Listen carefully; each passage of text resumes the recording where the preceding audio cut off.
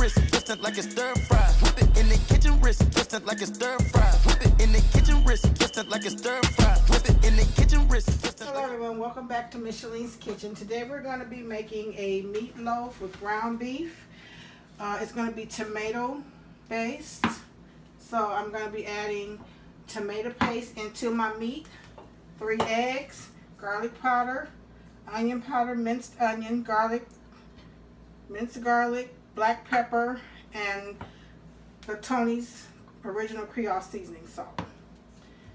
Breadcrumbs is what's going to be used to hold it together, and then tomato sauce will be to cover the top. So I'm going to be adding my 3 eggs, and we're going to put those in and we're going to mix them well. This is 3 pounds of ground beef, so it's 1 egg per pound pretty much. So we're going to mix that in really well. Just get on in there with your hands and get it all mixed in. Get the egg mixed in. Okay, once we start mixing that in, then we're going to start to add our seasonings. So this is about 3 tablespoons of the Creole seasoning. So we'll probably put maybe 2 tablespoons in there. Seems like it may be enough to start. Mix that in.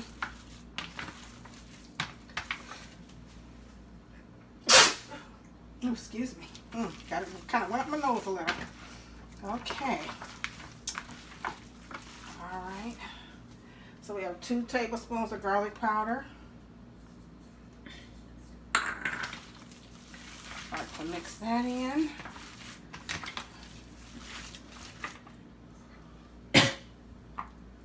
2 tablespoons of onion powder. You can use as much or less seasoning as you like.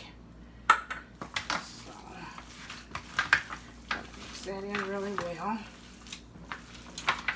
Start to mix that. Okay. We have a tablespoon of black pepper. We'll put half of that.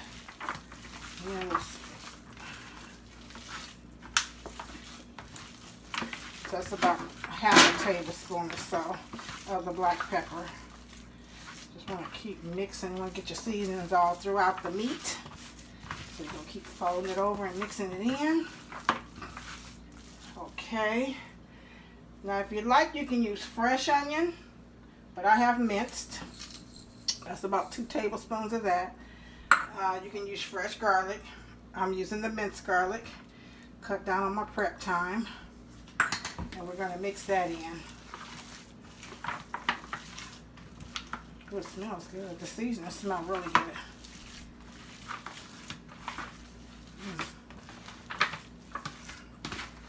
Okay, so we're going to keep mixing that in.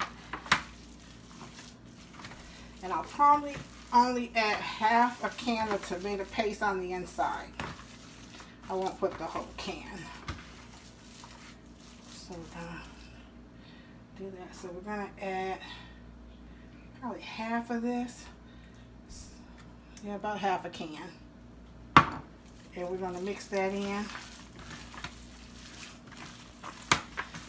inside the meatloaf here. Just keep mixing until you get that all well incorporated in there. You want to get it all mixed in really good. Then we're going to start to add the breadcrumbs. The breadcrumbs is what's going to hold it together. We want to put just enough to hold it together. We don't want it to be dry, so we won't put too much of the breadcrumbs. Just enough so that when we form the loaf, it'll hold. Okay, let's flip it on over. Keep getting down in there. Trying to get it in there really good. So where you're not really seeing the big red spots. Just want to really incorporate it into the meat. Okay. So now we're going to separate it a little bit in the middle. I'm going to have to rinse my hands a little here really quick.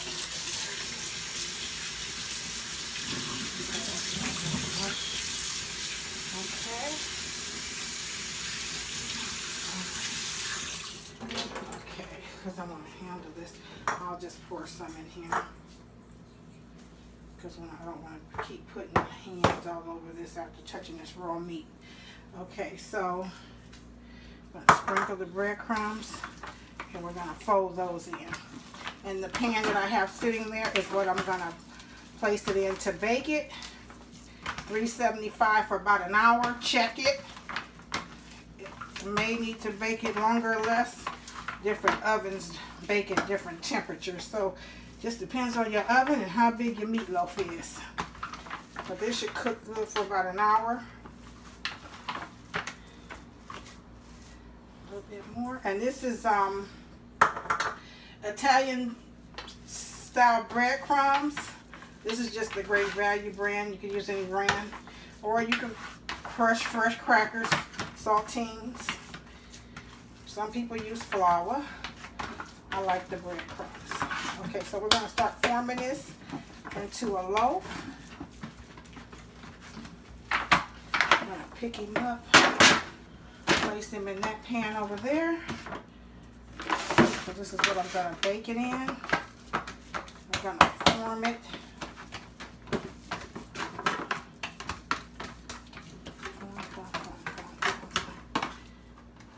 Okay, so make a nice loaf. I don't want to make them too flat, just enough to, and then I take the breadcrumbs and sprinkle all around the sides really good. Pat it on there. A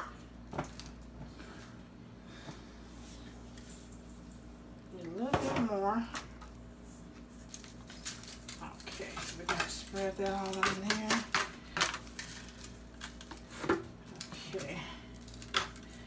Now, yeah, we're going to, okay, so now this is going to go in the oven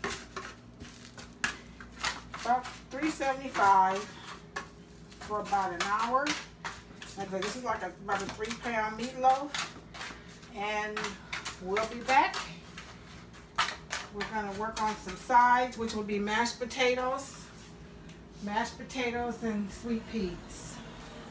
Okay, so now I'm going to be making a little thickener for my sweet peas. So I have ready about a tablespoon of margarine in there, margarine or butter, whatever you choose. I'm going to add a little bit of water to about a tablespoon of flour. I'm going to whisk it up to kind of get the lumps out.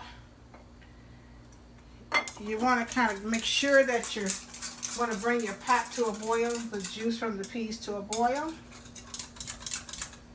You're going to mix that right on in, and that's going to thicken up that juice. So we don't want to make it too thick, just enough to kind of, as it cooks a little, it'll thicken up. So put like about a tablespoon in there. You can see that. Okay, we're going to turn that and just let that cook. Just kind of simmer. And I've got my potatoes boiling. So as soon as those get done, I'll come back and show you how I do my mashed potatoes. Okay, so now while we have the meatloaf in the oven cooking, I'm going to be making the mashed potatoes. So I have like 4 medium-sized to large russets here. So to know if they're soft, I'll just stick a fork in them. Fall apart. We're going to drain them. I'm going to drain the water. Okay. So we're going to drain them. Then we're going to add them to the pot. Try to drain as much water as possible.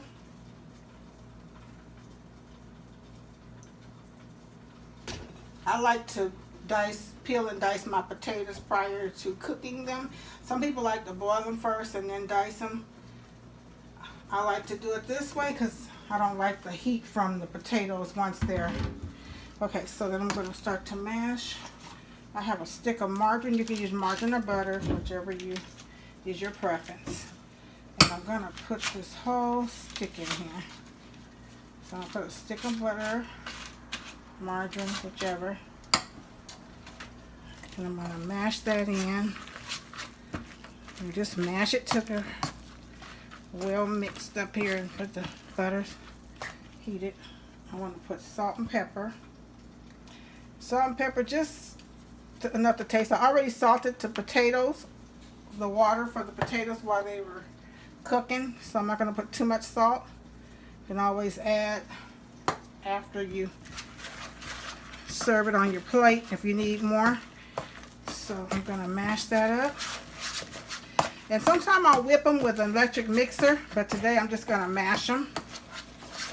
So if you want them whipped better, you can use an electric mixer and whip them up. I'm not going to put too much milk, just maybe, we'll start out, this is 1/4 of a cup. So let's start out with that and see what we got. We don't want to make them too runny. So we're just going to put that in there, mix it really good. So depending on how thick or how loose you like your potatoes, I like mine to have a little thickness to them. So we're going to mix that. So you'll add your salt and pepper according to the taste. So we're going to make sure this is cool enough so I don't burn my mouth. I have enough salt and pepper. I think they're good just like that. You don't need anything else. If you want more milk, you can, but this is only like 4 potatoes, and they weren't really that big. So, and that's the mashed potatoes. So now we're going to wait for the meatloaf to get done. I'll come back and show you. This is the tomato sauce that I put over the top. I added about 1 tablespoon of the Creole seasoning to it. And when I come back, I'll show you how that's done. Okay, now we're back. So I've removed my meatloaf. This is what happens if you don't put quite enough breadcrumbs. So you need to put enough in there to hold it together. And I didn't put quite enough in this, but it's going to taste just as good. So this is my tomato, what I call tomato gravy. I've removed a lot of the oil from the meat. So I'm going to pour this over top, and I'm going to put this back in the oven. Probably it's already cooked for about 30 minutes, so another 30.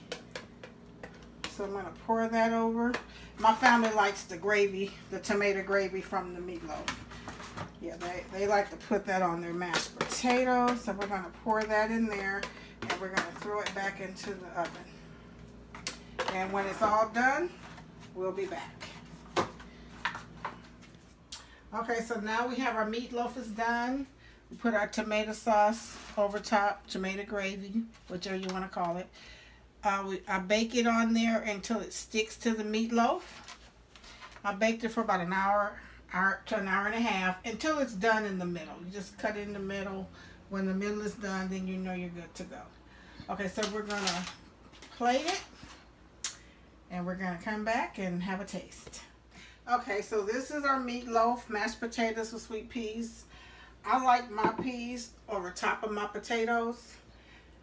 Some people like them to the side, but I'm going to show you how it looks at the end of the video, served both ways. So this is our meatloaf with tomato gravy, sweet peas, mashed potatoes. Have a good day. See you next time.